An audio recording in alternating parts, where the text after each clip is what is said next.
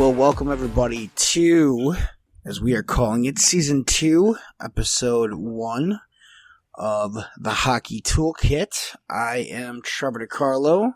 I'm Andrew Trimble. And we're kind of hoping it's going to be like The Office, where like the first season it took a little while to get going, but then once it hit that second season, it just took off. And they never looked back. Absolutely. It's like, Michael Scott was unlikable in the first season. You had to make him more likable. Yeah, they had to put him in the 40-year-old virgin just to get him going. So, Trevor, we've worked out your kinks, and now you got to get more likable. You got to smile more. I'm trying, that's for sure. But yeah, we took a little bit of a break. Just some, different odds and ends we'll hit into. But let's see where we're at now. You're currently working out of the office, so we can hear the Zamboni and the shots in the background. Yeah, it's nice to finally have ice back in this building. They take the ice out for a good portion of the summer, and then they start to put it back in right before Labor Day. And the day after Labor Day was our first day on the ice, and we've been going at it ever since. And it's a great sheet of ice here in Laconia. I think it's one of the best in the state in terms of just the ice quality. So it's nice to be back on the ice here in Laconia, and the teams are rocking and rolling. They started youth teams. The Lake Region Youth Hockey started their season last week. So, it's the rink's filling up again. How about yourself, Trevor? That's awesome. Right now, yeah, we've already, our season's already going. We are now in week, we just got out of week 2. We're going into week 3, with the little guys, the 9-year-olds, and, we're 0-2-1. But that tie felt pretty good though. Oh, it did. We actually almost had another tie, but, we decided that we wanted to give up a couple, penalty kill, basically a couple short-handed goals against. So, but I'd rather learn those lessons now than in playoffs. So the kids, it's been fun so far. I mean, again, dropping down from an age group of, being at the midget level to now being with squirts. Definitely different atmosphere. But it's still hockey. It's just you're still teaching it, so it's been fun though so far. I can't complain about it. That's awesome. I actually think so. Last year I took a little more of a assistant coaching role with the program with my teams, and this year I'm head coaching a number of teams, and I have my son Barron's team, the Spartans 2015s, and that's been an adventure. They actually today we had our skills night down at Exeter, and then after practice, Coach Trimble's back isn't feeling too great today, so I canceled Dryland, and the kids were all like pissed off. My gosh, I've never seen kids so upset. They were like, "Oh, I wanted to be the leader today," and they were like, like, "Mom, do we have to? Coach Trimble sucks." They were like, "This." I never seen them so excited about Dryland, which is amazing because you get to the older kids and they're like, "Oh, get me out of here," Hey, you're doing something right if the kids are enjoying that. That's for sure. Yeah, I got to see. That's been like the biggest. It's been the most fun thing yet. Like obviously getting on the ice is fun with that group, and making it a fun experience for them. But we decided to do Dryland for them, and we just do some ladders. I appoint a leader, and they do some stretching, and they do some basic calisthenics. And then we'll spend about 5 minutes at the end of each practice off the ice. I set up a rink with cones, and we just do where you line up for the face-off, where do you pressure the puck in the D zone, where you're deep zone positioning. We started to get into a little bit of forechecking, and it's been pretty awesome to see the kids kind of line up in the right spot. I know last year that took a long time to finally get that, and this year they're starting to get that by the first game, so it's exciting. Oh, that's great. I mean, that's the nice thing about being able to work with kids from one year to the next and to the next is because you get to build off that. Whereas as a coach, sometimes you got to walk in and you're hoping that the kids that whoever the coach was before actually was teaching them concepts that would relate to that I could, not myself, but any coach can build on for the next age group and the next level. So I found that some clubs it's hit or miss, but yeah, it's great that you guys are able to just continue to build on that. What would you say in terms of the biggest difference between mite level where my kids are at this year, and then going to the squirt level, what's the biggest difference you would see in the development of those athletes? Not just obviously they get bigger size-wise, but what is the biggest jump you see? Again, I still think it's squirts you can get away with. You do get away with some kids that can just go coast to coast, but I feel like it's more of a, now you've really got to start playing the team game because kids are starting, especially when you get with that travel level, kids are starting to get a little bit more similar in skill. Yeah. So what I've been seeing is that there's not a lot of the teams that we've played so far. There's not a lot of difference between their top players and their bottom players. There isn't, but you don't really notice it as much in the middle of the game. The times that what I really see is, where am I going with this, Trevor? What I'm really seeing is just that, kids are starting to move the puck more. There's a little bit more organization. The minds are a little bit more hockey focused, understanding concepts a little better. And I think that's just something that obviously comes with maturity. So that's what I'm seeing right now. At least understanding concepts, understanding, a little bit more. Is it, we're not teaching left wing lock here, but the kids are starting to understand what is supporting the puck, what is spacing really, that's been a big one that we've been working on, just spacing. I've got kids that want to follow the play, follow their teammates, hey, why don't you, slide over? So I feel like those are the kind of things that are the bigger difference. Size wise, as you said earlier, those are still pretty much the same. Most kids are the same height and size. You might have maybe one tall kid and one little kid here and there, but that's what I'm noticing. What about you, Coach? Yeah, I would agree with that entirely. I noticed we do a thing in Massachusetts hockey. It's called parity, and they do that in the spring before the season begins in August. And they'll take the teams and they'll play them through a weekend of games just to kind of see where they measure up against some other opponents. And I noticed, like you said, they're following the puck. That's why, when we started to do our practices in August, we wanted to get some positioning down because I wanted more pucks being funneled back into our players rather than just following or chasing the puck. And I would say that it's been better since the spring and seeing that. But obviously, I could imagine in 2 years what that looks like when they really start to understand what they're doing. Right. So I agree with you on that one for sure. And then again, that's the one thing I dislike about right now with Illinois hockey is that we're only allowed to be working with kids. We can pick our teams right before Labor Day weekend, but we can't. I know we're going to be playing teams from St. Louis that have already had their teams picked from June, and they've been working on things since June.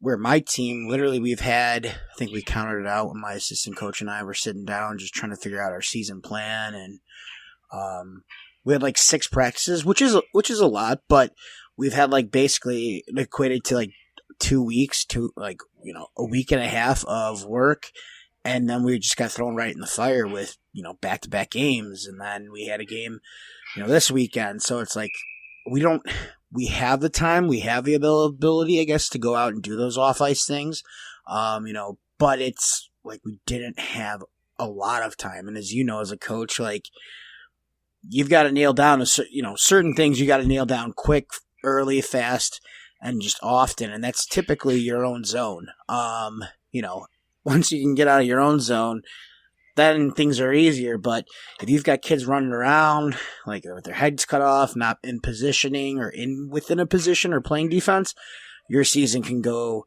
in a very bad direction right away, quickly.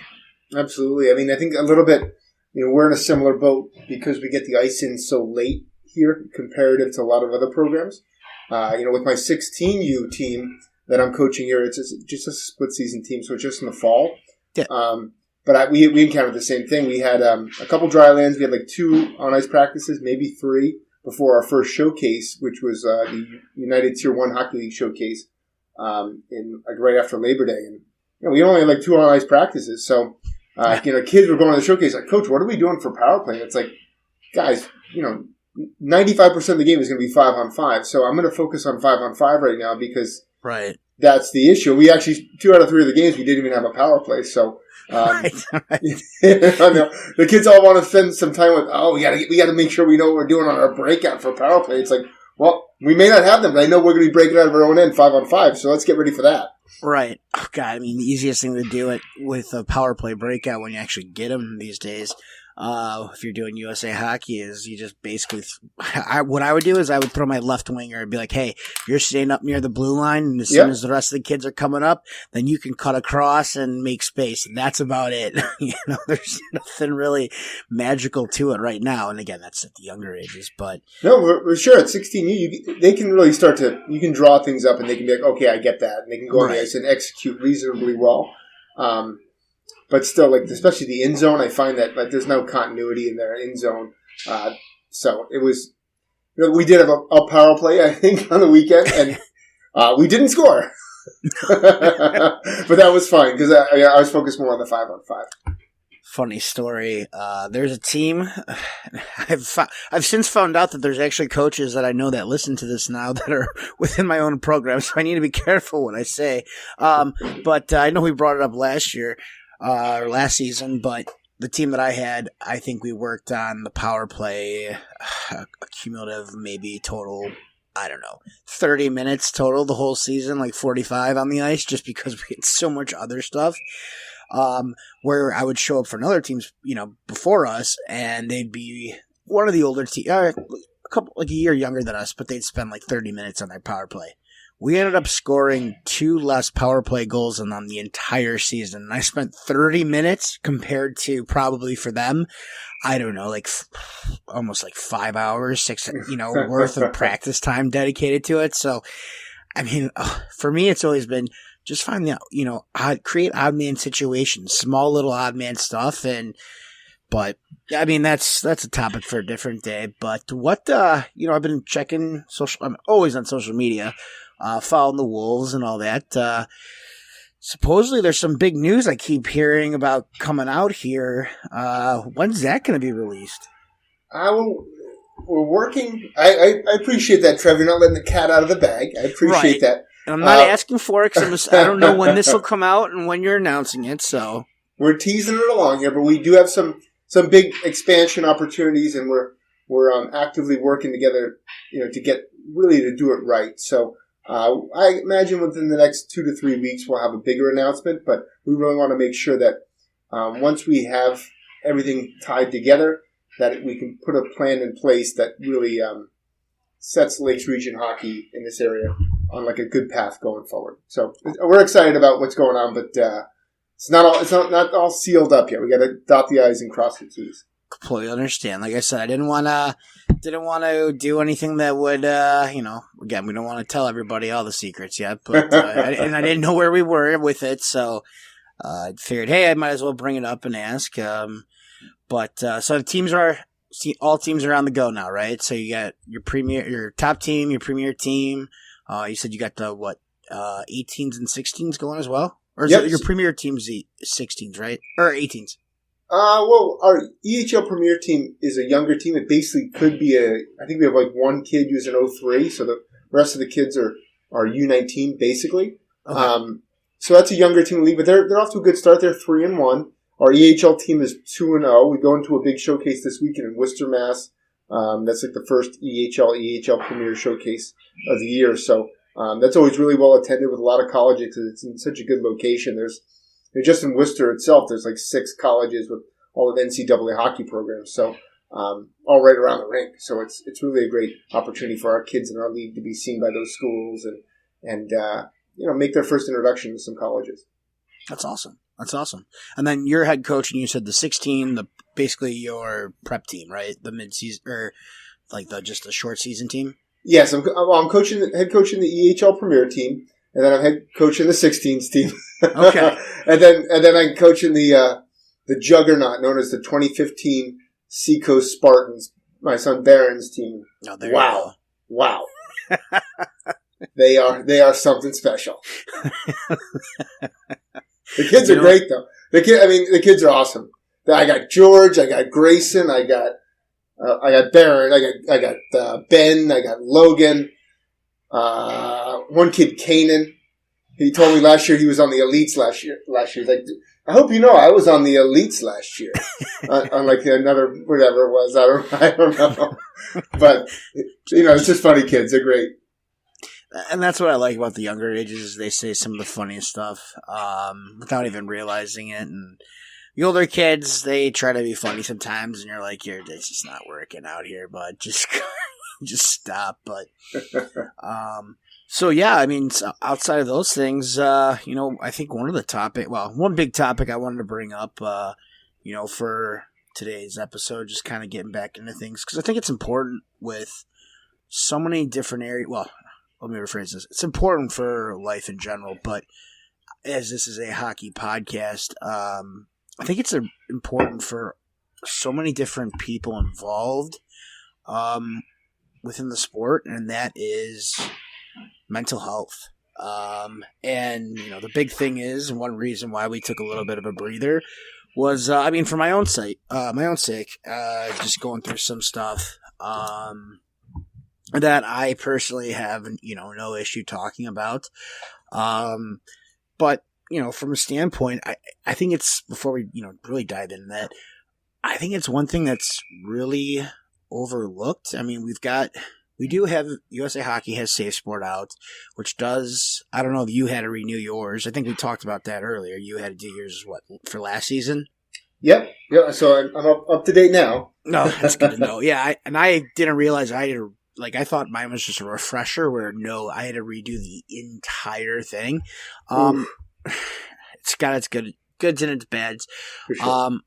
But I still don't think there was enough on mental health for not only, again, we're talking about players with, typically Safe Sport, but, I think this is a good thing to kind of talk about, because mental health will affect players, everybody differently, whether it's coaches, whether it's referees, whether it's hockey directors, whether it's players. And it can happen at any point of time throughout a season. I mean, for sure, I know at this point, most everywhere has already had their teams picked. So there's kids that have gone through some type of, depressive state, some types of anxiety, sad, just overall sadness and stuff like that. Again, for myself as a coach, I love tryout season, but I hate tryout season because, I'm sitting there and I'm like, I get anxious. I'm like, am I making the right call of taking this kid? And you get stressed. And so I think it's something that's often overlooked, the whole, we know players are nervous, this and that, but what does that really mean during the tryout period? Yeah, that's a really good question. I think that, nowadays there's so many angles which parents and outside influences are coming at kids. It creates a lot of pressure for a kid. That when you're playing hockey can be just that breath of fresh air when you leave school at the end of a long day, where you're looking forward. You're just getting through the day just to get to hockey practice. And if anybody kind of throws off that hockey, whether it's a coach who maybe has some old school methods, or an advisor or a girlfriend or things like that, it can really, really impact that relationship between player and sport. And the player and sport relationship should be really pure, I think, where you love the game and you're playing for the love of the game and you're working towards a specific goal within that game. And it can be really difficult to navigate those waters, especially if you're, a 16, 17, 18-year-old kid, growing up in the game. It's a more complicated issue than people really even realize. Yeah, and that's, kind of dive into it. So for me growing up, we always knew that I had some type of anxiety disorder. Longest time though, I was eventually diagnosed with OCD, obsessive compulsive disorder. I've been through the gamut of it. I've been through except for the cleaning one, not to make light of it, but, I did the hand washing for a while. I did consistent worrying, stuff like that. And that's followed me my whole life. But I remember it really hit its flare back up when I was in, sophomore year of high school. But even before that, like the anxiety levels were just so high before games and stuff. And I was at an age where I didn't know what to do. And back then, I mean, we're talking 2004. I mean, just the amount of stuff we've learned since then is amazing. But, you go through this and, you're sitting there going, am I going crazy? Why am I having anxiety attacks? Why am I having panic attacks? And then, with OCD, you're worrying about other stupid shit. And it took a long time to, learn. And sometimes hockey wasn't the escape for me. Like, it was, but then it wasn't. But when it was that escape, I mean, you step on the ice and you just feel like completely free.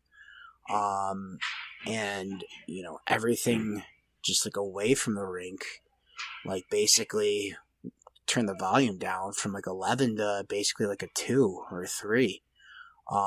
And I think sometimes as coaches, we forget that, and I'm just using my own playing experience with that is, yeah, you said you get some old school coaches, let's call it like they are, some real jackasses who just come out and start screaming and yelling and, all of a sudden now your your anxiety's kicked up, your stress is kicked up. For me, my OCD kicks up. And that's not a fun situation to be in. And I think that's, something for coaches out there, or directors, or even parents, like be mindful of that, where when you're showing up to the rink, like, and even I've caught myself as a coach sitting there going, oh yeah, had a crappy day at work or whatever, or this isn't going my way, that's not going my way, just personal life. But when I come to the rink, I can't bring that in the doors with me because I don't know what Jimmy's going through. I don't know what Johnny's going through. Like, I don't know. I need to make this the most fun time of their day that they have. Which, again, it's about making it fun. So from that standpoint, I really wish there were more outlets for players and their mental health and more discussions about it, where I still feel like it's just like kind of one of those things where people don't talk about it enough with players. I agree. I said I always have a coaches meeting or coaches call prior to my summer camps, and I always say to the coaches that this could be the highlight of the kids' summer. Coming for the 5 days they're going to be at Scoring Concepts hockey camps. That could be the highlight of their summer. Every kid comes from a different financial background. They come from a different experience with their hockey careers, and we want to make an experience where they are super excited. They're going to work hard. They're going to sweat. They're going to be tired at the end of the camp, and it's going to be a tough week. When they get to Wednesday, they're going to be like dragging, But you got to push through, and that's why we make pizza party on Wednesday, and we have like Thursday. They look forward to the game on Friday, and you have to do things to alleviate the stress and tension of everyday life when you focus on the enjoyment of the sport. And I think there's a lot of ways that you can do it as a coach, but you always have to keep that thing in mind that not every one of the kids you're going to interact is going to be an NHL player. Not every kid that you interact with is going to be a college player. Not every kid that you interact with is even going to play next season. But if you are their last coach, you probably did something wrong. You want to be the coach that pushes them onto another coach. Excuse me. No, absolutely. Because they've had a good experience with you and they want to continue playing. Don't be the player's last coach. No, absolutely. And, it's funny you say, you said that with the camps and stuff to your coaches. And it's similar, but it's not, but it's similar is that I remember when I was in, in middle school, I went out for the school play or whatever, right? Because I thought that's where all the girls would be. And I was right, but not for Trevor. Anyhow, so it's neither here nor there. So I remember just the drama teacher, whoever was teaching whoever was running the school play that year, she said something that really stuck with me for like the longest time with just, anything was like, basically it was, there might be somebody in the back, I forgot what she said, like maybe some little old lady who, this is what she's been looking forward to for the last 2 months or however long. And, she's paid her $5 to come and watch this. Like, basically it was like, do it for her. give her the best performance or give them the best performance you can. Because, again, as you said, like, we don't know what people are going through. We don't know financially what they're going through. But for that brief time, that week of hockey camp, this season, that hour of, 3 days a week, those 3 hours, over the course of the week, like, that might be the one escape someone has from whatever their reality is, whatever's drowning that out. Yeah, that's fantastic. I mean, I remember being a kid at Cornell hockey camp. I probably was like 10, 11 years old. I went with one of my friends, Jim Fagan, and I remember going there, and they used a lot of their NCAA players as coaches and counselors. And I remember Joe Neuendijk attended the camp. Like, he came for a day because he was a Cornell alum. I mean, but I still had the autographed puck from Joe Neuendijk, but he wasn't the person that made the biggest impact. The biggest impact was this guy, Jason Daly was his name. He was from Buffalo. We talked a little bit about it. He was on their NCAA team, and I probably was 11 years old, and he's a 22-year-old guy or whatever. And I remember my mom said on the way home, I was like, Coach Daly was really awesome. And he sat with me one day and had lunch, and he had a little bit of an interest in just having a conversation with me. And I wrote him a letter during the season and mailed it up to Cornell. And I remember following him, like, when they would play Princeton. Princeton played Cornell, and my dad would take me to Princeton games. Just had he made an impact. And that's just because he had lunch with a kid. That's pretty cool. Oh, absolutely. I mean, he made your week. And not only that, your week, but like for that next season or however long you've been stalking him since. But but no, I really think that, and that's why I've been always a big proponent of, kids that are on bubble, like the bubble players. I want to make sure that, again, like this season, it was tough because they were scored. So you don't really talk to them too much, but you talk to the parents. But to me, it was always really important to leave feedback. And I know there's a lot of coaches out there that are just like, I'll pick my team. And even the bubble kids, like, I won't even talk to, like, I won't give them any information. And I'm like, that's such a shitty move. And I'm of the, you know what, at least I know I'll feel better. Not only by myself, but at least I'm doing something for the kid where, like, hey, this is what, to the parents this year, I wrote, like, I think 4 emails. And I said, this is what, kid worked hard during tryouts. These are the things that I'd like to see them improve on this year. I will see you around the rink. I'll try and catch a game or two, this or that.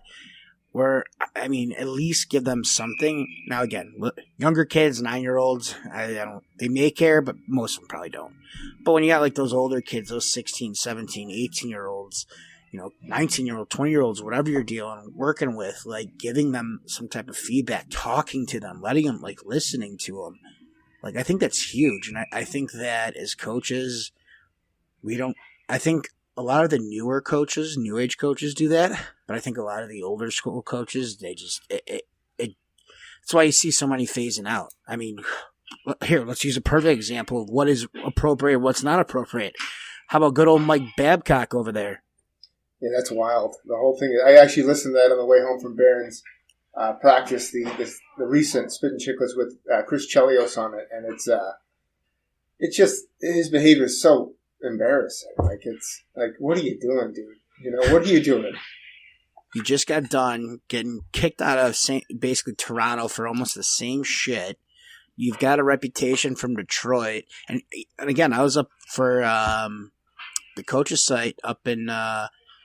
Up in Ann Arbor, he was up there, him and Elliot Friedman, and they gave this great interview, and I was just like, wow, this guy might be, misunderstood. No, in reality, I was the one who's misunderstood because what a jackass, like. Well, they said that too on the Spit and Chicklets thing. They said that he has enough people where he can bend their ear, like, that he influences, where he can kind of always kind of polish his image, and he's a good writer, and he can kind of, like, do things like that, but at his core, it's him. He is the guy who does these greasy things and makes people uncomfortable and embarrasses people and singles people out like that. And it's just unprofessional.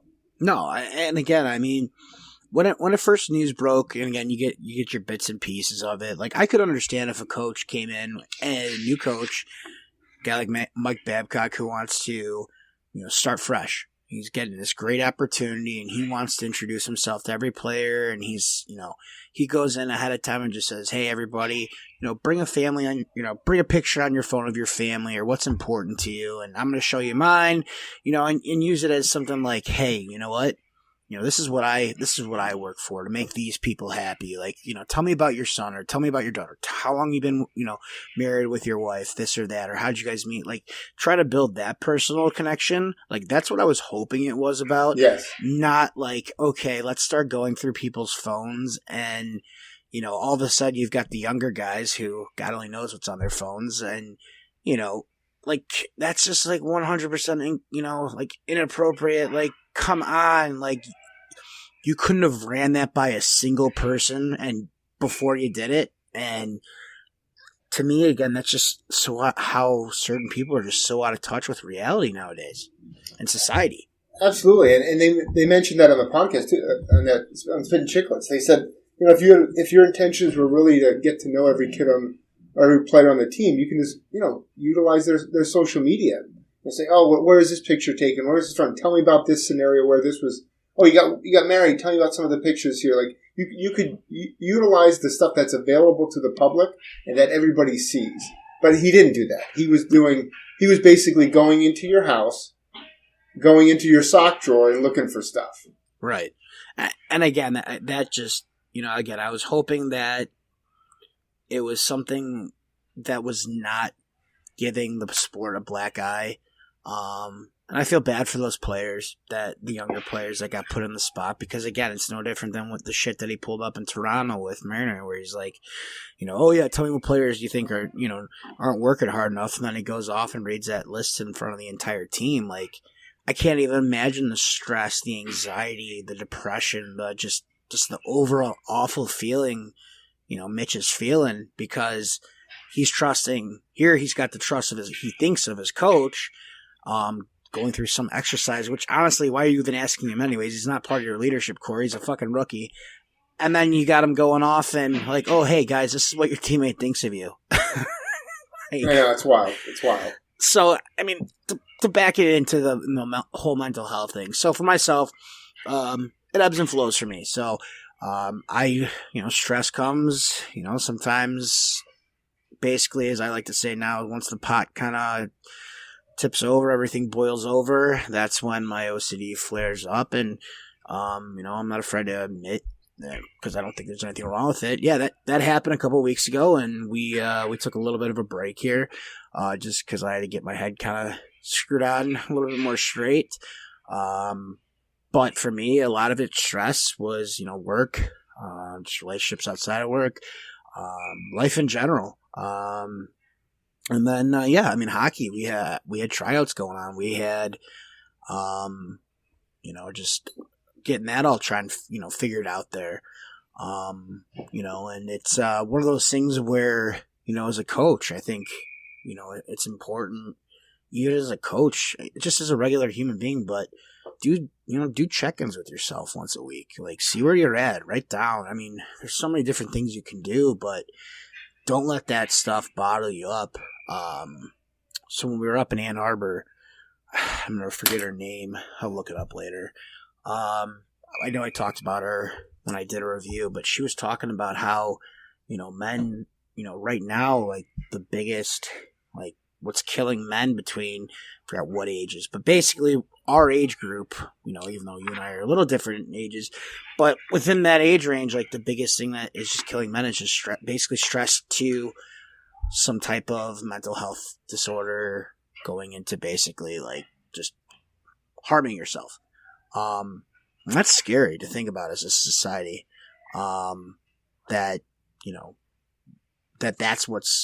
That's a terrible position for us as a society, like, for us to be in. I don't think we do enough for mental health. And I'm not sitting here, trying to beat a drum or anything, but I guess my point is, for anyone out there that is suffering from any type of, and whether you're male, female, you player, coach, parent, whatever, don't be afraid to seek help. Like, it's, for myself, I've been doing therapy since I was a kid, but, specialized therapy for OCD for a long time. And, I think the stigma, is kind of is slowly really coming down on it, but I think it's still one of those things where there is still a stigma on it, and I think that it's something that people feel like, oh, I'm too busy for this, or I'm too busy, I can't do that. Like, you got to take care of yourself first, because if you can't take care of yourself, you can't take care of whether it's your family, your job, a hockey team, stuff like that. So, a podcast, it's tough. So again, I guess to kind of wrap that up, it's more or less for anyone that's out there that's really kind of suffering, definitely look into finding that help. Because at the end of the day,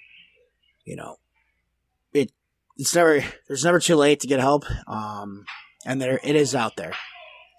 Absolutely, Trevor. And I think that you brought up some really great points, and it takes a lot of courage to talk about a lot of these things, and I applaud you for all that. And I think as leaders and coaches and teammates of players who are dealing with some of these similar issues, which everybody at a certain point in their life will deal with some of these issues.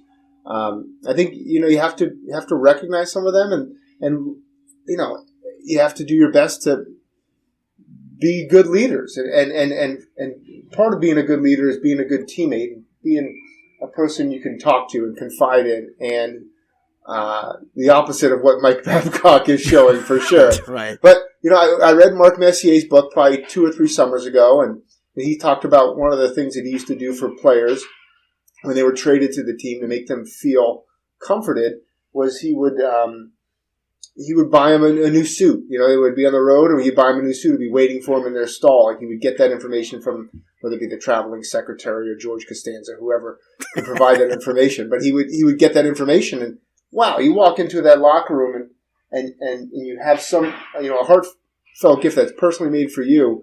That makes a big difference. Holy smokes! And he also said that they got rid of a big table they had in the middle of the Rangers dressing room. So that he could see everybody and make a connection with everybody in the room. So there was less cliques and people congregating together, but he could, feel the temperature of that room more. And after reading that book, we've tried to make here certainly. Basically, we've had to re-edit because we thought it would be appropriate to keep names and player names and teams and such, just anonymous. Sure. So. Okay. Coach Trimble was talking about a player that they got within the last couple of years who had come from another club. Yes, and he came to us probably in October of a couple of years ago, and he came in and walked in the building. He was a wounded puppy. He had a really tough experience at that previous club, mostly related to housing and some of his teammates. But he trusted his brother, who was playing in our program. So he came here to get that experience of playing high level of hockey, but also he had the confines and the support of his brother. But I made sure that when he came in the rink, we had all his gear was waiting for him. So when he came up to the office, he had his jersey, his socks, his gloves, everything was waiting for him, and he just picked it up in one fell swoop, and you could see that his kind of face lit up because it was like, these people are thinking about me. They give a shit. They care about me. That's fucking awesome. And now he's been on our program for 3 years. He went from the 15s to he was the top defenseman prospect in the EHL Premier last year. Now he's on our EHL team. And that kid, I got to tell you, he's a great kid. He's a hard worker. I think he's going to be a top college player one day. Whatever level he plays at, but he'll be whatever college recruits him, he's going to be a player that is going to be an integral part of their locker room because he's got something special about him.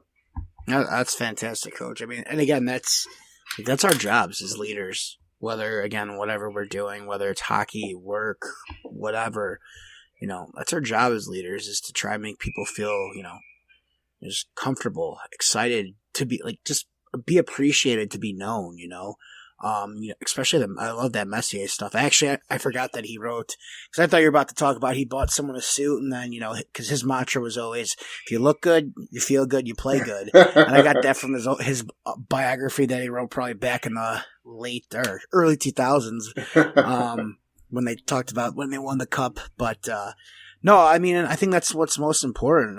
Reach out. I think it's important. Every time I'm on the ice, I try to connect with each kid. And make sure, hey, just how's it going? How's your day? What's up? Or how's this sport going? Or how's that going? Just whatever. Just so they feel like, oh, hey, Coach coach took notice to me, because I remember playing on teams where the coach couldn't even care. Like, half the time I'd be in his way because I'm sitting on the bench waiting for my next shift,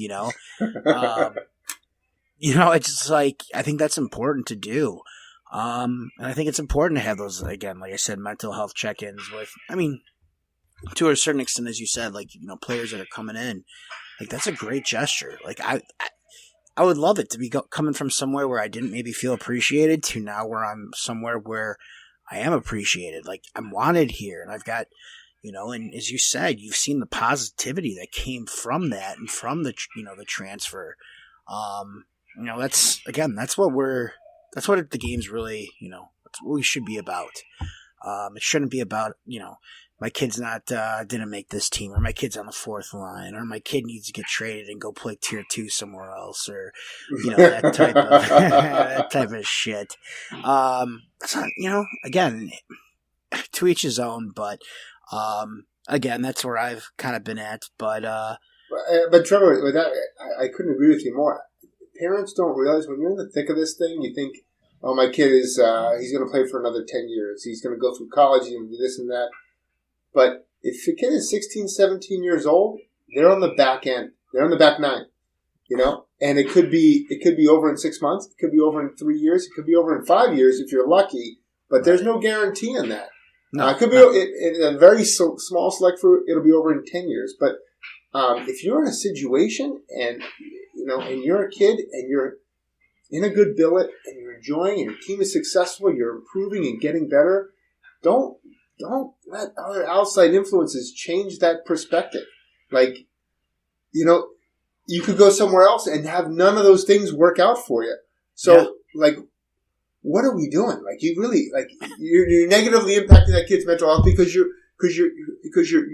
putting too much stress and pressure on a situation, and you're manifesting negativity into that situation. So just let a kid play hockey. Let your kids play hockey. Let them improve. Let them go at their own rate. Some will get better. Some will plateau. But that's life.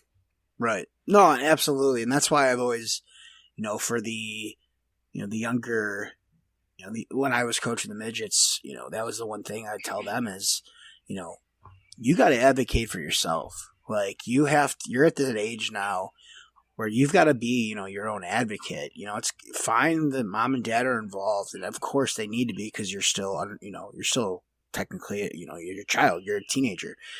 But if you're curious why you didn't get this, this certain ice time here, or what can you do to move up this line, or this or that, go and talk to the coach. And again, if the coach isn't going to give you an answer, a quality answer, then shame on them. And then you can escalate it to whatever the next person is. But, as you say, when you get these outside influences, and sometimes it is the parents, sometimes it's, a friend of the parents, sometimes, it's other coaches, it's bullshit advisors, stuff like that.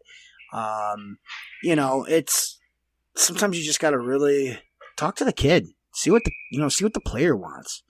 Is the player having fun? Are they enjoying where they're at? Are they getting what they want?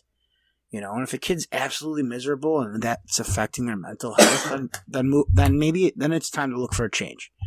But if you're not getting what you want for your player, and it's not affecting their mental health, but it's affecting yours, then it might be time for you to go and get yourself help, or figure it out, a different scenario of, whatever it is, a therapy, whether, I don't know, get a journal, something, I don't care. But, sometimes people just need to step back. And again, that's how society is, sadly.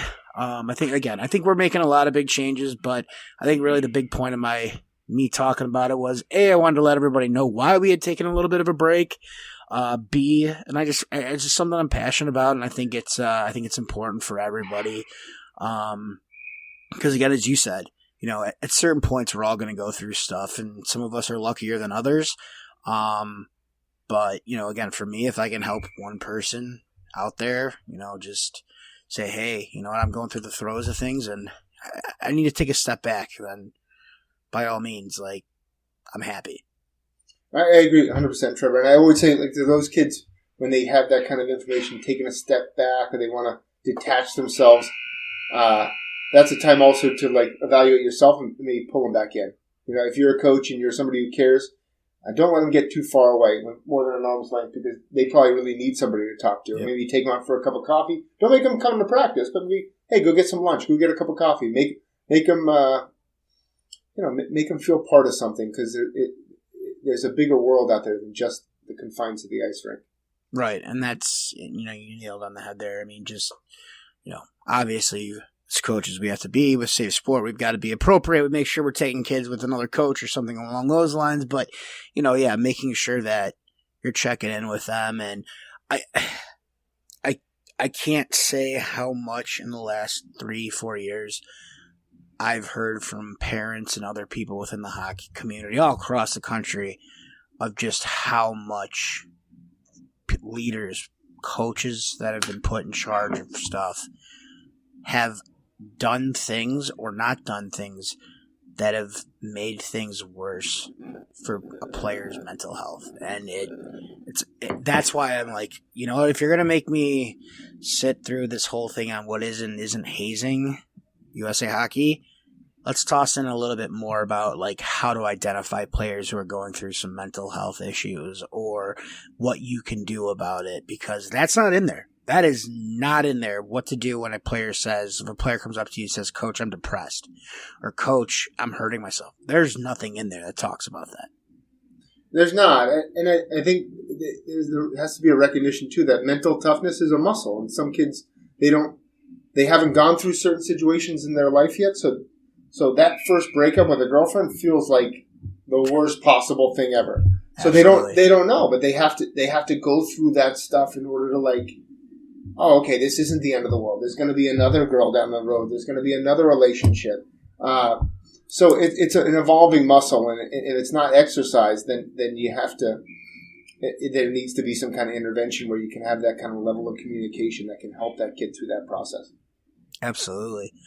I guess. Trevor, we should do a teaser here, though. What are some 5 myths you're looking forward to in season 2? Some 5 myths. Well, let's see here. Some 5 myths of season 2. 5 myths. Let's see. I think probably 5 myths of college hockey. Okay, I like it. 5 myths of advisors. Oh, you stole mine. I'm full send on that one. Yeah, I knew that one. I didn't mean to stay it from you, but let's see what else. Probably I would say, and then I'll just throw out one more. 5 myths of, let's just say, information. 5 myths? Okay, I like it. I'm gonna go like, you're gonna go fake news? Is that one of that Google, just all the bullshit you can read on there. Yeah, Twitter, but how about you, Coach? What do you got? Sorry, I didn't mean to steal. No, it's all good. I think we got a Southern hockey one coming up here. I think we got 5 myths of what the growth of the game in Southern hockey is going to be a good one. But I also think 5 myths of private individual instruction, private training, and working with a private skills coach. We want to get into that a little bit.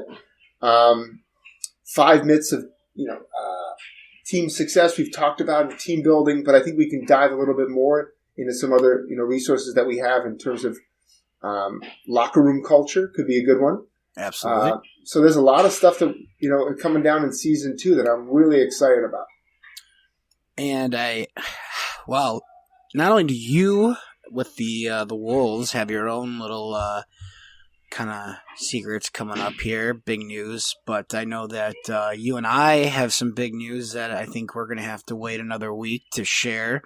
But it's going to be some pretty big news about kind of where the focus of our attention will be with hockey and with everything. So I don't want to ruin too much, but some people might actually, if they listened carefully, they might have been able to code what I said. But we got some big news coming up ourselves here. But I don't want to spoil anything quite yet. But no, I'm excited about where it's going to go, and I think our first season, the Hockey Toolkit was a pretty fun one, and I think we got a lot out of it. And I thought the content got better every single time we got together, and our guests are continuing to get better. So, excited for season 2, season 3, season 4.